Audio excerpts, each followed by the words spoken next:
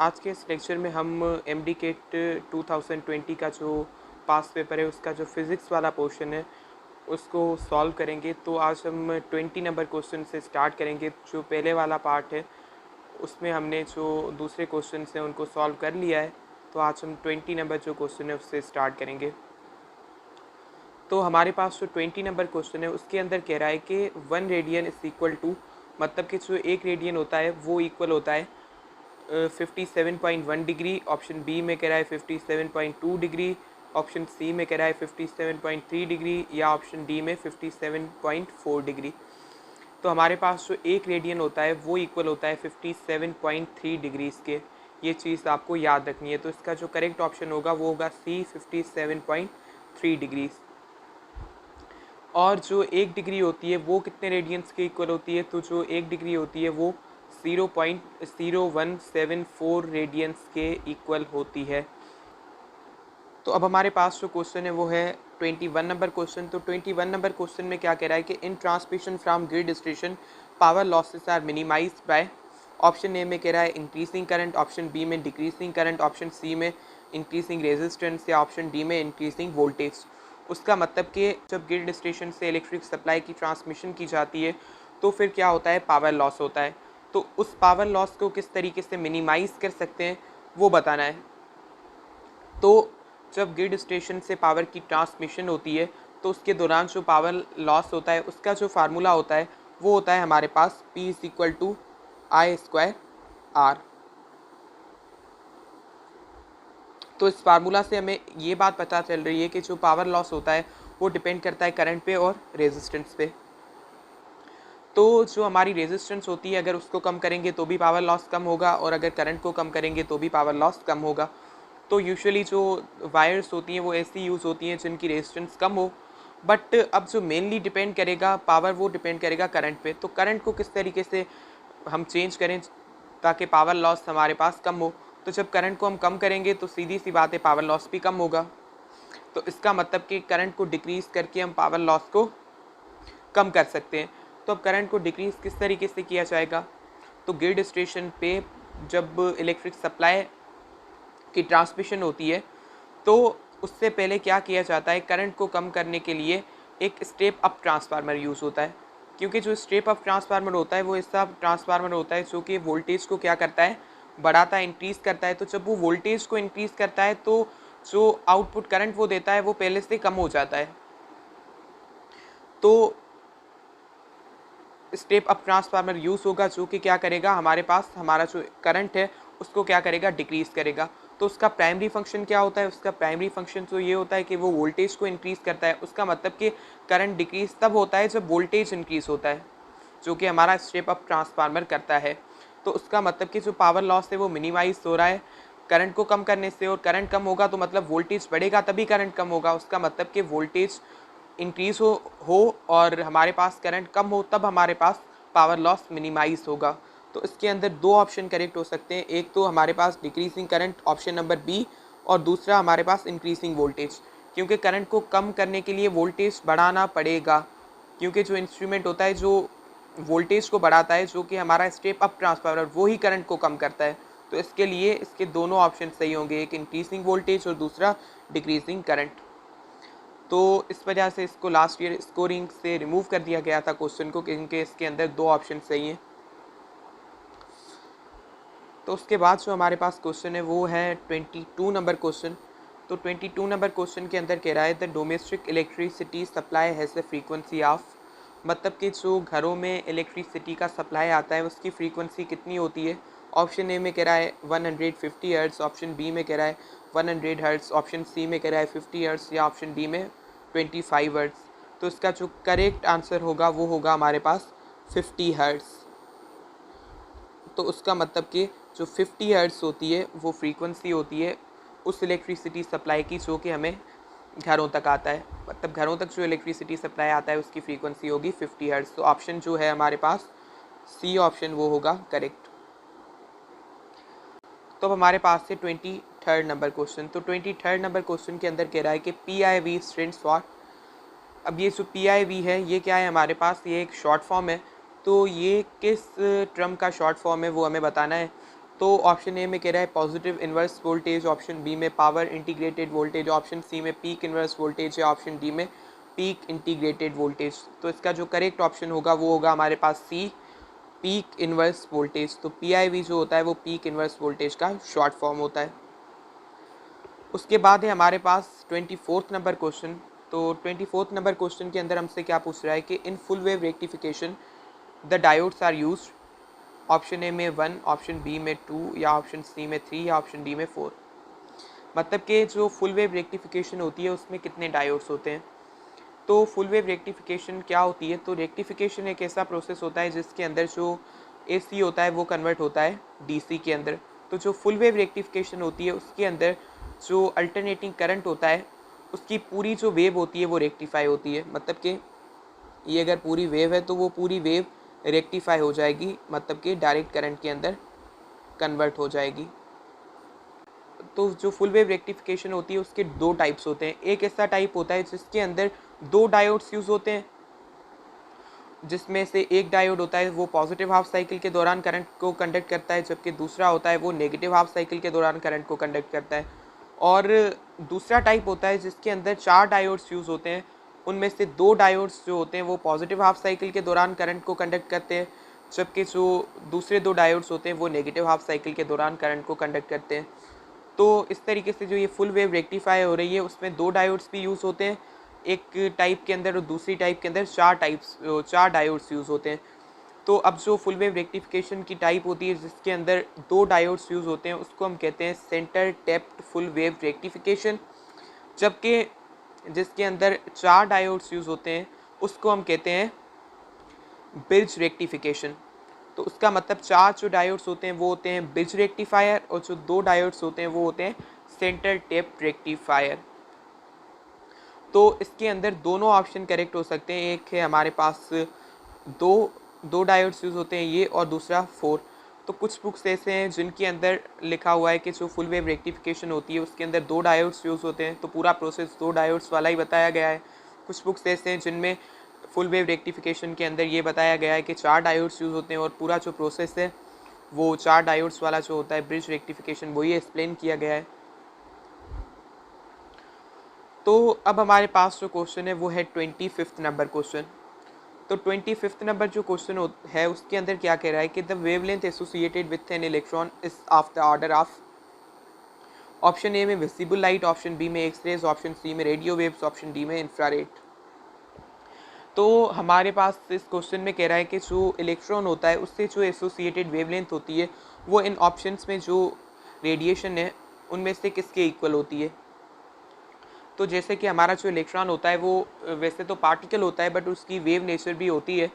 तो जब इलेक्ट्रॉन की वेव नेचर है तो सीधी सी बात है उससे एसोसिएटेड वेवलेंथ होगी। तो वो जो वेवलेंथ होती है वो एक्स रेस के ऑर्डर वाली होती है, मतलब कि एक्स रेस के नियरली इक्वल होती है। तो इसका जो करेक्ट ऑप्शन है वो है हमारे पास ऑप्शन बी, एक्स रेस। उसके बाद हमारे पास है question number 26, which photon carries the most energy. मतलब कि इनमें से कौन सा वो फोटान है जो मोस्ट एनर्जी, मतलब सबसे ज़्यादा एनर्जी रखता है। ऑप्शन ए में कह रहा है ब्लू, ऑप्शन बी में कह रहा है वायोलेट, ऑप्शन सी में रेड, ऑप्शन डी में ग्रीन।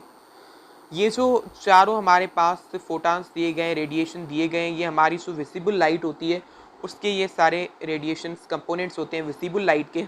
तो हमारी जो विजिबल लाइट होती है उसके अंदर बहुत ज़्यादा वेवलेंथ्स वाले रेडिएशन आ जाते हैं, बट जो मेन हमारे पास वेवलेंथ्स होती हैं वो होती हैं 7।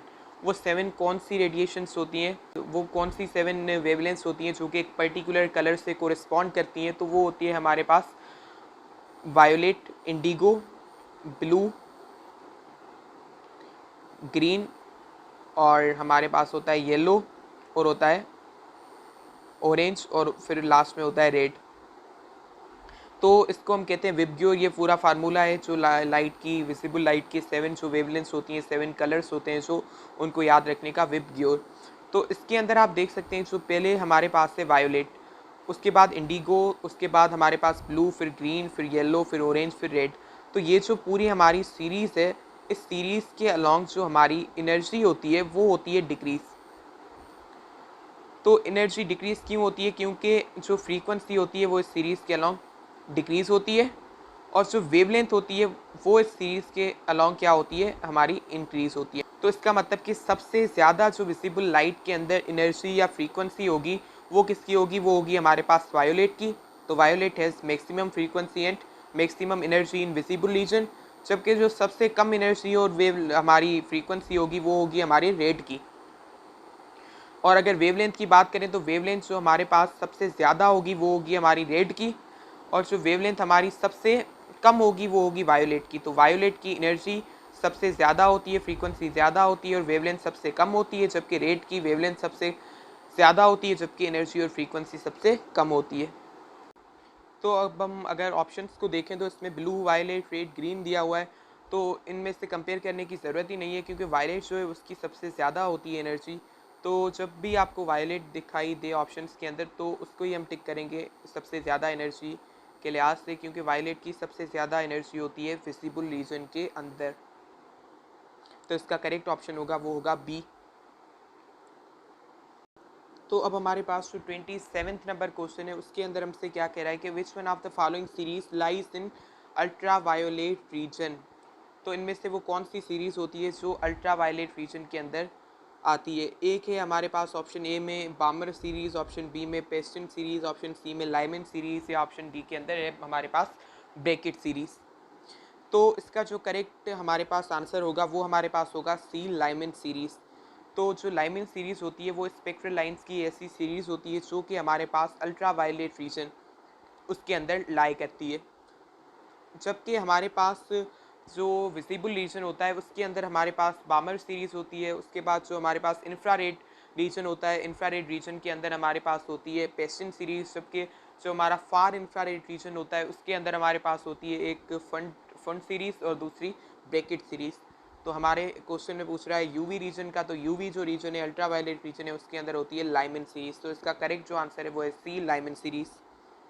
तो अब हमारे पास जो 28th नंबर क्वेश्चन है उसके अंदर क्या कह रहा है कि the main difference between X rays and gamma rays is, option A frequency, option B wavelength, option C energy, option D origin.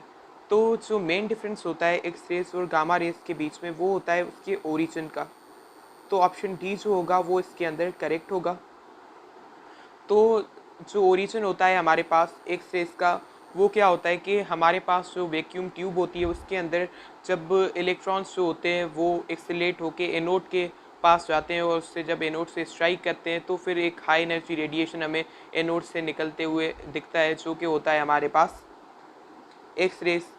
जबकि हमारे जो गामा रेस होते हैं वो रेडियो एक्टिविटी के नतीजे में रिलीज़ होते हैं जब हमारे पास अल्फ़ा और बीटा रेस की एमिशन होती है न्यूक्लियस से, रेडियो एक्टिव न्यूक्लियस से।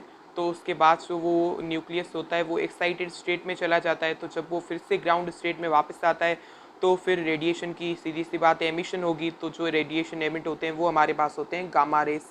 तो उसका मतलब कि इन दोनों का जो ओरिजिन होता है वो अलग अलग होता है। तो जो मेन डिफरेंस है इनके बीच में वो ओरिजिन का ही होता है। जबकि और ऑप्शंस जो हैं उनको देखें तो ऑप्शन ए में कह रहा है फ्रीक्वेंसी, फिर वेवलेंथ, फिर एनर्जी। तो सीधी सी बात है जो फ्रीक्वेंसी होती है या एनर्जी होती है हमारे गामा रेस की वो एक्स रेस के कंपैरिजन में ज़्यादा होती है, जबकि वेवलेंथ होती है वो कम होती है। तो ये जो तीनों चीज़ें हैं इन तीनों का डिफरेंस इन एक्स रेस और गामा रेस के बीच में मौजूद है। तो ये मेन डिफरेंस इतना नहीं है जितना हमारे पास ओरिजिन है, क्योंकि ये सारे जो हैं ये एक जैसे डिफरेंस है इन एक्स रेस और गामा रेस के बीच में। तो मोस्ट जो सुइटेबल ऑप्शन होगा वो होगा हमारे पास डी ऑप्शन, जो कि हमारे पास ओरिजिन। तो मेन डिफरेंस ओरिजिन का होता है। तो अब हमारे पास है क्वेश्चन नंबर 29। तो 29 नंबर क्वेश्चन में क्या कह रहा है, there are initially 400 atoms in a radio active sample, what would be the number of atoms after 3 half life. तो क्वेश्चन के अंदर पूछ रहा है कि एक रेडियो एक्टिव सैंपल है उसके अंदर 400 एटम्स इनिशियली मौजूद हैं, तो 3 हाफ लाइफ्स के बाद नंबर ऑफ एटम्स कितना बचेगा, कितने एटम्स लेफ्ट बचेंगे, तो वो चीज़ इसके अंदर बतानी है। तो इसके लिए हमें पता होना चाहिए कि ये जो हाफ़ लाइफ होती है ये क्या होती है। तो जो हमारे पास ये हाफ़ लाइफ फ्रम मौजूद है, तो ये हाफ़ लाइफ क्या होता है, हाफ़ लाइफ वो टाइम होता है जिसके अंदर जो रेडियो एक्टिव सैंपल है उसके अंदर जो रेडियो एक्टिव एटम्स मौजूद हैं वो जिस टाइम के अंदर हाफ डिके हो जाते हैं, मतलब कि जिस टाइम के अंदर उनका जो हाफ अमाउंट है वो डिके हो जाता है, डिसइंटीग्रेट हो जाता है, तो उस टाइम को हम कहते हैं हाफ़ लाइफ। तो अब हमारे पास हाफ़ लाइफ कितनी यूज़ हुई है, 3 हाफ लाइफ यूज़ हुई हैं। तो इसका मतलब जो 400 एटम्स है, तो जब पहली हाफ लाइफ यूज़ होगी तो वो नंबर कितना हो जाएगा, वो हो जाएगा 200, क्योंकि हाफ लाइफ वो टाइम है जिसके अंदर हाफ जो एटम्स होंगे वो हो जाएंगे डिके या डिसइंटीग्रेट। तो इसका मतलब कि जो 400 हैं वो पहली हाफ लाइफ के बाद हो जाएंगे 200। तो जो हमारे पास 200 होंगे वो दूसरी हाफ लाइफ के बाद हाफ हो जाएंगे, मतलब हाफ उनमें से डिके हो जाएगा और हाफ डिके होने के बाद वो कितने बचेंगे, 100 बचेंगे। और उसके बाद जो तीसरी हाफ लाइफ होगी, उस तीसरी हाफ लाइफ में जो ये हमारे रिमेनिंग 100 एटम्स हैं वो हो जाएंगे 50, मतलब कि उनमें से जो आधा अमाउंट होगा मतलब 50 वो हो जाएंगे डिके और उसके बाद जो बचेंगे वो होंगे 50। उसका मतलब 3 हाफ लाइफ जब यूज़ हो गई उसके बाद हमारा जो 400 एटम्स थे उनमें से अब कितने लेफ्ट होंगे, कितने बचेंगे, वो होंगे 50। तो इसका जो करेक्ट ऑप्शन है वो है हमारे पास C 50। उसके बाद जो 30 नंबर क्वेश्चन है उसके अंदर हमसे पूछ रहा है कि while using radiation therapy cancerous thyroid is treated with dash radio isotope. तो इस क्वेश्चन के अंदर कह रहा है कि जब रेडिएशन थेरेपी को यूज़ किया जाता है जो थायराइड की कैंसर होती है उसको ट्रीट करने के लिए, उसकी ट्रीटमेंट के अंदर, तो फिर कौन सा रेडियो आइसोटोप यूज़ होता है। तो जो कुछ इंपॉर्टेंट रेडियो आइसोटोप्स ऐसे होते हैं जो कि डिफरेंट जो हमारी रेडिएशन थेरेपीज़ होती हैं उनके अंदर यूज़ होते हैं। तो हमारे पास जो आयोडीन 131 जो आयोडीन का रेडियो आइसोटोप होता है वो यूज़ होता है। ये जो कैंसरियस थायराइड है हमारे पास, मतलब थायराइड की जो कैंसर है तो उसकी जो ट्रीटमेंट होती है उसके अंदर हमारे पास यूज़ होता है आयोडीन का रेडियो एक्टिव आइसोटोप जो कि होता है आयोडीन 131। तो इसका जो करेक्ट ऑप्शन है वो हमारे पास है डी, आयोडीन 131। उसके बाद हमारे पास जो 31 नंबर क्वेश्चन है उसके अंदर क्या कह रहा है, in capacitor energy stored in the form of, option A gravitational energy, option B kinetic energy, option C electric intensity, option D magnetic induction. तो अब क्वेश्चन के अंदर हमसे पूछ रहा है कि जो हमारे पास कैपेसिटर्स होते हैं उनके अंदर एनर्जी किस फॉर्म में स्टोर होती है। तो जो हमारे पास किस कैपेसिटर्स होते हैं उनके अंदर जो एनर्जी स्टोर होती है वो होती है इलेक्ट्रिक पोटेंशियल एनर्जी के फॉर्म में स्टोर होती है। जैसे कि हमारा जो कैपेसिटर होता है उसके अंदर जो प्लेट्स होती हैं कैपेसिटर की वो चार्ज्ड होती हैं, मतलब उनके ऊपर चार्जेस होती हैं। तो सीधी सी बात है इलेक्ट्रिक एनर्जी होगी स्टोर, और वो किस फॉर्म में स्टोर होती है, वो जो प्लेट्स होती हैं उनके बीच में इलेक्ट्रिक इंटेंसिटी के फॉर्म में स्टोर होती है। तो इसका जो करेक्ट ऑप्शन होगा वो हमारे पास होगा सी, इलेक्ट्रिक इंटेंसिटी। तो अगर आप देखें आपको ये जो ऑप्शन नज़र आ रहा है मैग्नेटिक इंडक्शन, ये एक इससे रिलेटेड इंपॉर्टेंट चीज़ है कि हमारे पास जो इंडक्टर होता है, इंडक्टर के अंदर जो एनर्जी स्टोर होती है वो मैग्नेटिक इंडक्शन के फॉर्म में होती है। मतलब मैग्नेटिक इंडक्शन के फॉर्म में एनर्जी स्टोर होती है इंडक्टर के अंदर। ये भी एक इंपॉर्टेंट इन्फॉर्मेशन है, आपको याद रखनी है कि जो इंडक्टर होता है उसके अंदर जो एनर्जी स्टोर होती है वो मैग्नेटिक इंडक्शन के फॉर्म में होती है, जबकि कैपेसिटर्स के अंदर स्टोर होती है इलेक्ट्रिक इंटेंसिटी के फॉर्म में। तो अब हमारे पास जो क्वेश्चन नंबर 32 है, तो उस 32 नंबर क्वेश्चन के अंदर हमसे पूछ रहा है ohm times farad is equivalent to, option A time, option B charge, option D distance, option D capacitor. तो हमारे पास एक यूनिट दिया गया है जो कि है ओम टाइम्स फेराड। तो ओम टाइम्स फेराड का मतलब क्या है कि ओम मल्टीप्लाइड बाय फेराड। तो ये जो ओम टाइम्स फेराड है ये इनमें से कौन सी क्वांटिटी के इक्वल होगा ये हमें बताना है। तो इस ओम और फेराड की मल्टीप्लिकेशन को हम सिंप्लीफाई करेंगे तो हमें इजीली पता चल जाएगा कि इनमें से कौन सा ऑप्शन करेक्ट है। ओम मल्टीप्लाइड बाय फेराड। तो हमारे पास जो ओम होता है वो किसका यूनिट होता है, रेजिस्टेंस का। तो जो हमारे पास रेजिस्टेंस होती है उसका क्या फार्मूला होता है, V अपॉन आई। जो V is equal to I R है ओम्स लॉ, उसके according resistance is equal to V upon I. जबकि हमारे पास जो फेराड है वो किसके इक्वल, तो जो फेराड है हमारा वो किसका यूनिट है, कैपेसिटेंस का यूनिट है। तो कैपेसिटेंस हमारी किसके इक्वल होती है, वो होती है Q अपॉन V के इक्वल होती है। तो हमारे पास यहाँ पे जो V है वो है हमारे पास वोल्टेज आए है करंट। तो उसका मतलब कि जो हमारे पास रेजिस्टेंस है उसका जो यूनिट है जो कि हमारे पास ओम, वो इक्वल हो जाएगा वोल्ट अपॉन एम्पियर के, क्योंकि जो हमारे पास वोल्टेज है उसका यूनिट होता है V, जबकि करंट का यूनिट होता है एम्पियर। अगर हम कैपेसिटेंस की बात करें तो उसका जो यूनिट है वो है फेराड, वो इक्वल हो जाएगा जो चार्ज का यूनिट होता है कूलम अपॉन वोल्ट के, जो कि वोल्टेज का यूनिट है। तो जब हम ये जो यूनिट्स हैं ओम और फेराड जिसके इक्वल हैं, तो जब हम इनको मल्टीप्लाई करें तो आगे ये सिंप्लीफाई हो जाएगा, मतलब volt upon ampere multiplied by coulomb upon volt. तो ये वोल्ट और वोल्ट आपस में कैंसिल हो जाएगा और हो जाएगा हमारे पास कूलम अपॉन एम्पियर। तो जो एम्पियर हमारे पास होता है वो किसके इक्वल होता है, वो होता है कूलम पर सेकंड के इक्वल। तो उसका मतलब कि coulomb divided by coulomb per second. तो इसका मतलब कि कूलम जब डिवाइड को मल्टीप्लाई में कन्वर्ट करेंगे, मतलब मल्टीप्लाई, तो सेकंड हमारा ऊपर चला जाएगा, सेकंड अपॉन कूलम। तो कूलम कूलम में cancel is equal to second. उसका मतलब कि जो हमारे पास ये ओम टाइम्स फेराड दिया हुआ था क्वेश्चन में, मतलब कि ओम मल्टीप्लाइड बाय फेराड, ये इक्वल हो जाएगा हमारे पास सेकंड के। तो इसका मतलब कि इसका जो करेक्ट आंसर हो जाएगा वो क्या होगा, टाइम, क्योंकि सेकंड टाइम का यूनिट है। तो इसका मतलब कि इसका जो करेक्ट ऑप्शन होगा इस क्वेश्चन का वो होगा हमारे पास टाइम। तो इसका मतलब कि हमारे पास जो क्वेश्चन नंबर 32 है उसका जो करेक्ट आंसर होगा वो होगा हमारे पास ए टाइम, क्योंकि जो सेकंड टाइम का यूनिट है तो ए टाइम इसका करेक्ट आंसर होगा। तो क्वेश्चन नंबर 33 के अंदर क्या कह रहा है, 1 kilowatt hour is commonly termed as 1 commercial unit of electric energy which is equal to.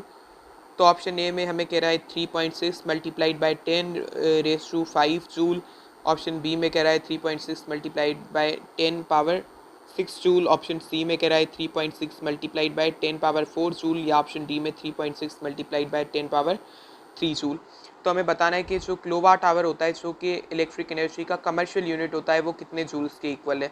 तो सबसे पहले आपको ये चीज़ याद रखनी है, ये बहुत ही ज़्यादा इंपॉर्टेंट चीज़ है कि जो किलोवाट आवर होता है वो किस चीज़ का यूनिट है। ये बहुत बार एग्जाम्स में आता है। तो किलोवाट आवर जो होता है वो होता है इलेक्ट्रिक एनर्जी का कमर्शियल यूनिट होता है, मतलब एनर्जी का यूनिट है ये किलोवाट आवर, ये आपको याद रखना है। तो ये कितने जूल्स के इक्वल होता है, तो जूल जो होता है एनर्जी का ऐसा यूनिट होता है। तो 1 kilowatt hour 3.6 multiplied by 10 power 6 joules के इक्वल होता है। तो इसका जो करेक्ट हमारे पास आंसर है वो है हमारे पास बी ऑप्शन, जो कि 3.6 मल्टीप्लाइड बाई 10 पावर 6 जूल। तो बी ऑप्शन इसका करेक्ट आंसर है। तो ये कितने जूल्स के इक्वल होता है ये आपको याद होना चाहिए। तो अगर हम वैल्यू इसकी भूल जाएँ तो एक इजी वे के अंदर हम इसको कैलकुलेट भी कर सकते हैं कि 1 किलोवाट आवर के अंदर कितने जूल्स होंगे। तो हमारे पास जो किलोवाट आवर होता है वो एनर्जी का यूनिट होता है। तो इसके अंदर ये जो किलोवाट है ये पावर का यूनिट है, और ये जो आवर है ये हमारे पास टाइम का यूनिट है। तो हमारे पास जो एनर्जी होती है वो क्या होती है, पावर और टाइम का जो है प्रोडक्ट होती है। तो एनर्जी का जो ऐसा यूनिट जूल है वो इक्वल हो जाएगा वाट मल्टीप्लाइड बाय सेकंड के। उसका मतलब कि यहाँ पे हमें जो पावर का यूनिट है किलोवाट, अगर उसको कन्वर्ट करेंगे वाट में, और जो टाइम का यूनिट आवर है उसको अगर हम कन्वर्ट कर देंगे सेकंड में, तो हमें मिल जाएगा कितने किलोवाट आवर। तो हमें मिल जाएगा कि किलोवाट आवर के अंदर कितने वाट सेकंड होंगे। तो जितने वाट सेकंड होंगे उतने हमारे पास जूल्स होंगे, क्योंकि वाट सेकंड या जूल एक ही बात होती है। तो एक जो किलोवाट होता है उसके अंदर हमारे पास 1000 वाट्स होते हैं, जबकि जो एक हमारे पास आवर होता है तो उसके अंदर हमारे पास 3600 सेकंड्स होते हैं। तो उसका मतलब कि हमारे पास वाट सेकंड या जूल कितने होंगे, 1000 मल्टीप्लाइड बाय 3600। तो इसका जो आंसर आएगा वो आएगा हमारे पास 3.6 मल्टीप्लाइड बाय 10 पावर 6। जो जब इसको आप मल्टीप्लाई करेंगे तो ये हो जाएगा हमारा 10 पावर 3, और मल्टीप्लाइड बाय ये हो जाएगा 3.6 मल्टीप्लाइड बाय 10 पावर 3। तो 10 power 3 plus multiplied by 10 power 3 ये हो जाएगा 10 पावर 6 मल्टीप्लाइड बाय 3.6। तो इसका जो करेक्ट आंसर होगा वो होगा 3.6 मल्टीप्लाइड बाय 10 पावर 6 जूल या फिर वाट सेकंड। तो ये इजीली हम इस तरीके से कैलकुलेट कर सकते हैं हमारे जूल्स की वैल्यू, जो कि 1 वाट आवर्स के अंदर होंगे। तो हमारे पास जो 34 नंबर क्वेश्चन है उसके अंदर क्या कह रहा है कि when a wire is compressed and its radius becomes 2r then its resistance will be मतलब कि क्वेश्चन में पूछ रहा है कि जब किसी वायर को कंप्रेस किया जाता है और उसको कंप्रेस करने से उसका जो रेडियस है वो 2 गुना बढ़ जाता है, मतलब कि जो r था पहले रेडियस वो अब हो गया है 2r, तो फिर उसकी जो रेजिस्टेंस होगी वो कितनी होगी, मतलब कि पहले जो रेजिस्टेंस थी r उसके मुकाबले में अब रेजिस्टेंस कितनी होगी। तो ऑप्शन ए में कह रहा है 16r, ऑप्शन बी में 4r, ऑप्शन सी में 1/16r, या ऑप्शन डी में कह रहा है 1/4r। मतलब कि पहले के कंपैरिजन में अब रेजिस्टेंस कितनी होगी जब हम वायर को कंप्रेस करेंगे और उससे उसका रेडियस 2 गुना बढ़ जाएगा। तो ये रेजिस्टेंस अब हमें फाइंड करके बताना है। तो अब इस क्वेश्चन को किस तरीके से सॉल्व करेंगे। तो अब यहाँ पे क्वेश्चन में हमें कहा गया है कि एक हमारे पास वायर है, तो उस वायर का जो रेडियस है उसको कर दिया डबल उसको कंप्रेस करके, तो उसके बाद उसकी रेजिस्टेंस कितनी होगी। तो एक चीज़ आपको याद रखनी है कि जब भी किसी वायर को कंप्रेस किया जाएगा तो उसका जो रेडियस होगा वो क्या होगा, रेडियस उसका इंक्रीज़ हो जाएगा, और रेडियस के इंक्रीज़ होने की वजह से जो उसकी एरिया होगी वो भी इंक्रीज़ होगी। तो अगर रेजिस्टेंस का जो फार्मूला है उसको देखें तो R = रो L/A। तो इससे हमें ये बात पता चल रही है कि जो रेजिस्टेंस है हमारे पास वो लेंथ पे भी डिपेंड करता है, एरिया पे भी डिपेंड करता है। तो जब हमें पता चल जाए कि एरिया और लेंथ जो है वो किस तरीके से चेंज होंगे इस वायर को कंप्रेस करने से, तो हम इजीली फिर कैलकुलेट कर सकते हैं कि रेजिस्टेंस होगी वो अब कितनी होगी। तो जैसे कि हमने कहा कि जब भी हम वायर को कंप्रेस करेंगे तो उसका जो रेडियस है वो इंक्रीज़ हो जाएगा, और रेडियस जब इंक्रीज़ होगा तो सीधी सी बात है जो एरिया है वो भी इंक्रीज़ होगी। तो अब एरिया क्यों इंक्रीज़ होगी, क्योंकि जो एरिया का फार्मूला होता है वो होता है πr²। तो इससे ये बात पता चल रही है कि जो हमारी एरिया है वो रेडियस पे डिपेंड करती है। तो जब रेडियस हमारा बढ़ेगा तो एरिया भी बढ़ेगी। तो अब एरिया कितनी बढ़ेगी ये हमें पता चल जाए तो हम रेजिस्टेंस इजीली कैलकुलेट कर सकते हैं। तो इस फार्मूला से ये पता चल रहा है कि जो एरिया है वो रेडियस का जो स्क्वायर है उससे डायरेक्टली प्रोपोर्शनल है। तो उसका मतलब कि हमारे पास जो रेडियस है वो 2 गुना बढ़ा, तो हमारे पास जो एरिया है वो कितना बढ़ेगी, 2 का स्क्वायर टाइम्स बढ़ेगी, मतलब 4 गुना बढ़ेगी। तो जो एरिया है वो हमारी बढ़ेगी 4 गुना। तो ये तो हमने पता किया कि जब वायर को कंप्रेस करने से रेडियस 2 गुना बढ़ता है तो एरिया कितनी बढ़ती है। तो एक तो रेजिस्टेंस एरिया पे डिपेंड करती है, वो तो हमें पता चल गया कि कितनी बढ़ेगी, मतलब वो कितनी बड़ी है वो हमें पता चल गया।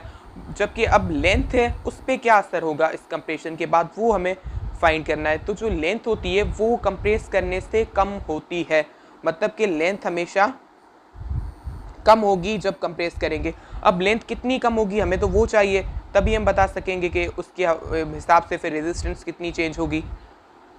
तो लेंथ उतनी कम होगी जितनी एरिया इंक्रीज़ होती है। मतलब जब भी हम कंप्रेस करते हैं तो हमने कहा कि रेडियस क्या होता है, बढ़ता है, तो रेडियस के बढ़ने से एरिया बढ़ती है। तो अब ये जो एरिया है ये जितनी बढ़ेगी उतनी लेंथ कम होगी, मतलब कि जितनी एरिया में इंक्रीज़ आएगी उतना हमारे पास जो लेंथ है उसके अंदर डिक्रीज़ आएगा कंप्रेस करने के बाद। तो अब हमारे पास जो एरिया है वो कितनी बड़ी है, वो 4 गुना बड़ी है। तो हमारी जो लेंथ है वो कितनी होगी, वो 4 गुना कम होगी, मतलब लेंथ जो पहले थी उसके कंपैरिजन में अब 4 गुना कम हो जाएगी। तो अब हम देखें कि हमारे पास जो रेजिस्टेंस है वो लेंथ और एरिया पे किस तरीके से डिपेंड करती है। तो जो हमारे पास फार्मूला है रेजिस्टेंस का R = रो L/A, इससे पता चल रहा है कि जो रेजिस्टेंस है ये लेंथ से डायरेक्टली प्रोपोर्शनल है, जबकि जो एरिया है उससे ये इन्वर्सली प्रोपोर्शनल है। तो हमने देखा कि हमारे पास जो लेंथ है वो 4 टाइम्स डिक्रीज़ हुई और हमारे पास जो एरिया है वो 4 टाइम्स इंक्रीज़ हुई। तो लेंथ से डायरेक्टली प्रोपोर्शनल है, उसका मतलब कि जितनी लेंथ बढ़ेगी उतनी रेजिस्टेंस भी बढ़ेगी और जितनी लेंथ कम होगी उतनी रेजिस्टेंस भी कम होगी। तो हमारे पास लेंथ 4 गुना कम हो रही है, उसका मतलब कि रेजिस्टेंस भी 4 गुना कम होगी। तो मतलब कि लेंथ की वजह से रेजिस्टेंस जो है वो 4 गुना कम हो जाएगी, जबकि एरिया से रेजिस्टेंस है इन्वर्सली प्रोपोर्शनल। तो उसका मतलब कि एरिया जितनी हमारे पास इंक्रीज़ होगी उतनी रेजिस्टेंस डिक्रीज़ होगी।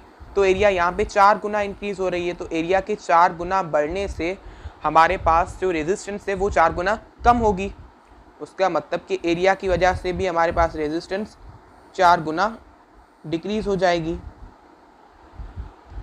तो हमारे पास लेंथ की वजह से 4 गुना डिक्रीज हुई, एरिया की वजह से 4 गुना डिक्रीज हुई, तो उसका मतलब कि टोटल कितने टाइम्स ये डिक्रीज हुई रेजिस्टेंस, तो टोटल जो है रेजिस्टेंस वो 16 टाइम्स क्या हो गई, डिक्रीज हो गई। मतलब कि अब जो रेजिस्टेंस होगी हमारी वो पहले के मुकाबले में 1/16 टाइम्स के इक्वल होगी, मतलब कि 16 गुना वो कम हो गई। 4 गुना कम हुई है लेंथ की कम होने की वजह से, और 4 गुना कम हुई एरिया के बढ़ने की वजह से। तो उसका मतलब कि रेजिस्टेंस टोटल 16 टाइम्स डिक्रीज हुई, मतलब कि पहले जो थी उसके कंपैरिजन में अब हो जाएगी 1/16 टाइम्स, मतलब 16 गुना कम हुई। तो उसका मतलब कि जो क्वेश्चन है हमारे पास, इसके अंदर जो हमें कह रहा था कि कंप्रेस करने से रेडियस अगर 2 गुना बढ़े तो फिर हमारे पास रेजिस्टेंस कितनी होगी, तो अब जो रेजिस्टेंस होगी वो पहले के कंपैरिजन में 1/16 टाइम्स होगी। तो इसका मतलब कि 34 नंबर जो हमारे पास ये क्वेश्चन है, अब इसका जो करेक्ट आंसर होगा वो होगा सी 1/16R। उसके बाद जो हमारे पास 35 नंबर क्वेश्चन है, उस 35 नंबर क्वेश्चन के अंदर क्या कह रहा है, one of the following is an ohmic device. तो ये जो डिवाइस हमें दिए गए हैं इनमें से एक जो डिवाइस है वो ओमिक डिवाइस है, तो हमें वो बताना है। तो ऑप्शन ए में कह रहा है फिलामेंट बल्ब, ऑप्शन बी में सेमीकंडक्टर डायोड, ऑप्शन सी में ट्रांजिस्टर, ऑप्शन डी में कॉपर वायर। तो ओमिक डिवाइस क्या होता है, ऐसा डिवाइस जो कि ओम्स लॉ को फॉलो करे, और जो नॉन ओमिक डिवाइसेस होते हैं वो ऐसे डिवाइसेस होते हैं जो कि ओम्स लॉ को फॉलो नहीं करते। तो इसके अंदर जो करेक्ट हमारे पास आंसर होगा वो होगा हमारे पास डी कॉपर वायर, क्योंकि ये जो कॉपर वायर है या मेटेलिक वायर्स होती हैं ये ओम्स लॉ को फॉलो करती हैं, और इसलिए ये कॉपर वायर क्या है हमारे पास ओमिक डिवाइस है। तो इसका जो करेक्ट ऑप्शन है वो है डी कॉपर वायर। तो अब हमारे पास जो 36 नंबर क्वेश्चन है उसके अंदर क्या कह रहा है कि the change in resistance of a metallic conductor at temperature below 0 degree सी।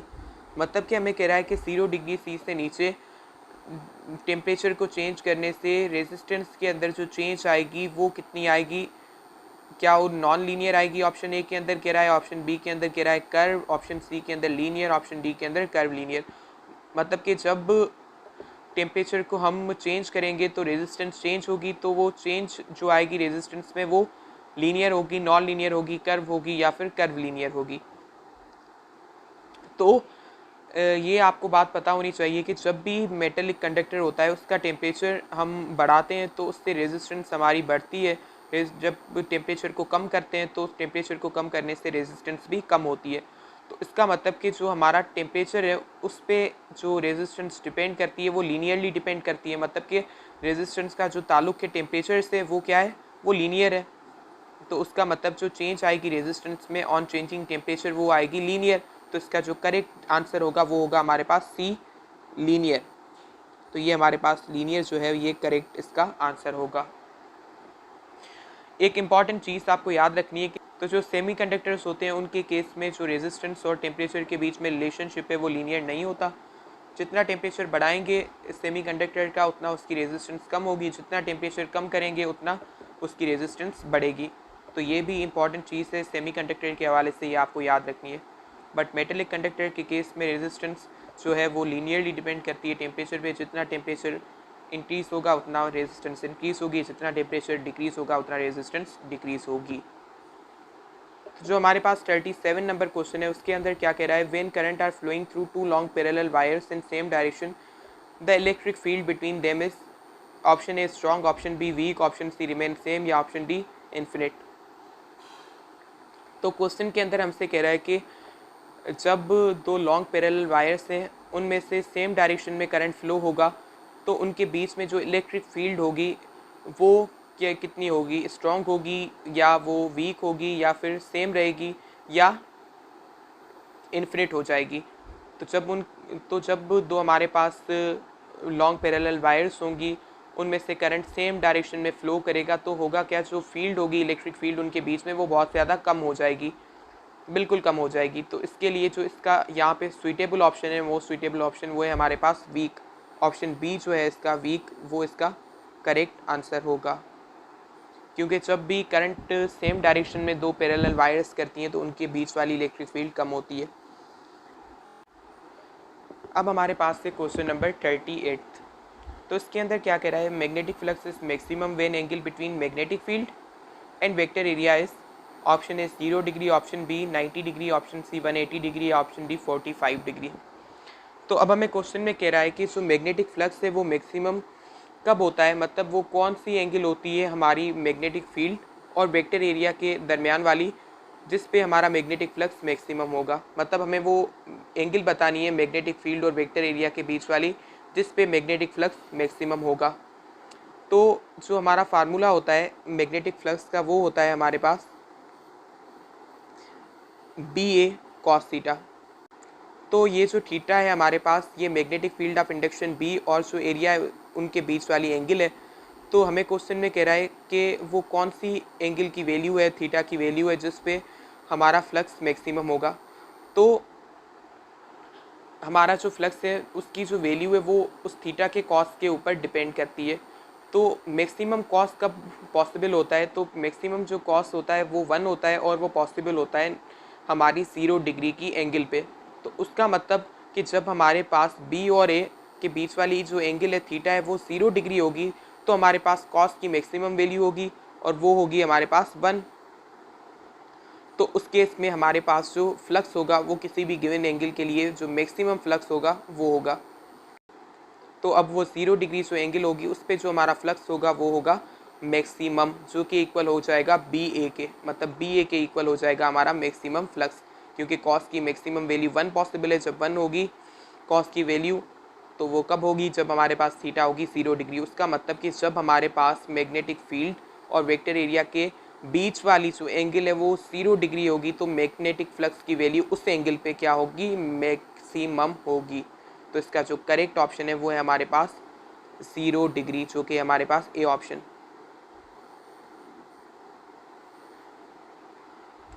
उसके बाद जो हमारे पास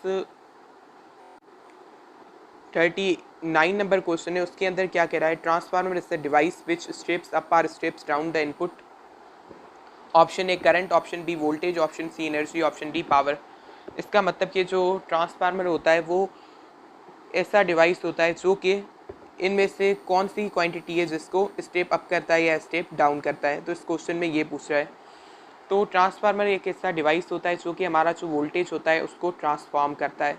मतलब कि जो वोल्टेज होता है इनपुट वोल्टेज, उसको या तो ये इंक्रीज़ कर देता है या डिक्रीज़ करता है, मतलब या तो स्टेप अप करता है या स्टेप डाउन करता है। किसको, हमारे इनपुट वोल्टेज को। तो इसका करेक्ट ऑप्शन है हमारे पास बी वोल्टेज। तो बी इसका करेक्ट ऑप्शन है।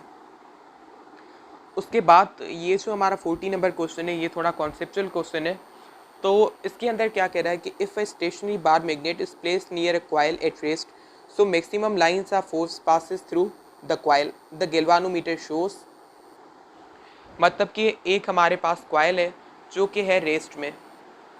तो जो वो रेस्ट में कॉइल है उसके बिल्कुल करीब हमने क्या रखा है, एक स्टेशनरी बार मैग्नेट रखा है। मतलब कि एक बिल्कुल रेस्ट वाला बार मैग्नेट रखा है जो कि स्टेशनरी है, मतलब वो भी रेस्ट में है। तो फिर कह रहा है कि maximum lines of forces coil के थ्रू पास होंगी। तो अब गैल्वानोमीटर क्या शो करेगा, option A maximum current, option B minimum current, option C no current, option D intermediate value of current. तो अब वो हमें बताना है कि करंट कॉइल से फ्लो करेगा या नहीं करेगा, वो सारी चीज़ हमें बतानी है इस क्वेश्चन के अंदर। तो हमारे पास यहाँ पे जो कॉइल है उसके नियर जो स्टेशनरी बार मैग्नेट है, तो वो स्टेशनरी बार मैग्नेट एक पूरी मैग्नेटिक फील्ड क्रिएट करेगा हमारी कॉइल के अराउंड। तो उसका मतलब कि हमारी जो कॉइल है वो स्टेशनरी बार मैग्नेट की वजह से जो मैग्नेटिक फील्ड है उसके अंदर मौजूद है। तो हमारे पास एक ये जनरल रूल होता है कि जब भी कॉइल को हम मैग्नेटिक फील्ड के अंदर प्लेस करते हैं, मैग्नेटिक फील्ड के अंदर रखते हैं, तो कॉइल से करंट सिर्फ इसी केस के अंदर फ्लो करेगा जब हमारे पास उस कॉइल के थ्रू जो मैग्नेटिक फ्लक्स पास हो रहा है वो चेंज हो। तो हमारे पास जो मैग्नेटिक फ्लक्स होता है जब वो कॉइल के थ्रू चेंज होगा तो हम कहेंगे कि कॉइल के अंदर से करंट फ्लो करना स्टार्ट करेगा। तो मैग्नेटिक फ्लक्स क्या होता है, magnetic flux number of magnetic lines of force होता है। तो जब हम कॉइल को जिस मैग्नेटिक फील्ड के अंदर रखते हैं तो उस मैग्नेटिक फील्ड की जो लाइंस होती हैं जो कॉइल के थ्रू पास होती हैं उसके नंबर को हम कहते हैं मैग्नेटिक फ्लक्स। तो जब वो नंबर है लाइंस का जो फ्लक्स है वो कॉइल के थ्रू चेंज होगा उस मैग्नेटिक फील्ड के अंदर, तभी उस मैग्नेटिक फील्ड के अंदर रखी हुई कॉइल के अंदर करंट फ्लो करेगा। तो अब फ्लक्स चेंज किस तरीके से होगा, तो अब यहाँ पे हमारे पास जो केस है उसके अंदर क्या कह रहा है कि stationary bar magnet is place near a coil, मतलब कि हमारा जो बार मैग्नेट है उसकी वजह से एक मैग्नेटिक फील्ड कॉइल के अराउंड प्रोड्यूस हो रही है और उस मैग्नेटिक फील्ड के अंदर हमारी कॉइल पड़ी है। तो अब जो कॉइल मैग्नेटिक फील्ड के अंदर पड़ी है, तो जब उस मैग्नेटिक फील्ड की जो लाइन्स हैं कॉइल से पास हो रही हैं, जो फ्लक्स है वो पास हो रहा है, अगर वो चेंज हो तो ही कॉइल के अंदर से करंट फ्लो करेगा। तो वो इस केस में किस तरीके से वो फ्लक्स चेंज होगा, जब हमारा बार मैग्नेट और जो कॉइल है उसकी जो आपस में रिलेटिव पोजीशन है वो चेंज हो, क्योंकि जब बार मैग्नेट और कॉइल के बीच में जो डिस्टेंस है, फासला है, वो चेंज होगा तो सीधी सी बात है जो फील्ड होगी वो कम से ज़्यादा होगी, तो उसकी वजह से फ्लक्स ऑटोमेटिकली चेंज हो जाएगा, वो फील्ड की लाइंस चेंज हो जाएंगी। तो यहाँ पे वो चीज़ पॉसिबल नहीं है, क्योंकि बार मैग्नेट तो है हमारे पास स्टेशनरी, तो जब स्टेशनरी बार मैग्नेट होगा तो फील्ड चेंज ही नहीं होगी, तो फील्ड जब चेंज नहीं होगी तो जो फ्लक्स कॉइल से पास कर रहा है वो हमेशा क्या रहेगा, सेम रहेगा। तो जब कॉइल के थ्रू फ्लक्स सेम रहेगा, चेंज ही नहीं हो रहा, तो फ्लक्स की चेंज की वजह से ही करंट प्रोड्यूस होता है, तो वो तो इस केस में प्रोड्यूस नहीं होगा क्योंकि फ्लक्स कॉन्स्टेंट है। तो उसका मतलब कि जो गैल्वानोमीटर है वो क्या शो करेगा, ज़ीरो डिफ्लेक्शन, तो मतलब कि करंट बिल्कुल भी फ्लो नहीं करेगा। तो इसका जो करेक्ट ऑप्शन है वो है हमारे पास सी, जो कि नो करंट। तो ये हमारा जो पूरा पास पेपर था उसको हमने सॉल्व कर लिया। तो ये वीडियो का आखिरी पार्ट है, इससे पहले वाले भी 2 पार्ट्स हैं, अगर आपने वो नहीं देखे तो उसका जो लिंक है इस वीडियो के डिस्क्रिप्शन के अंदर आपको मिलेगा, आप देख सकते हैं। Thank you very much.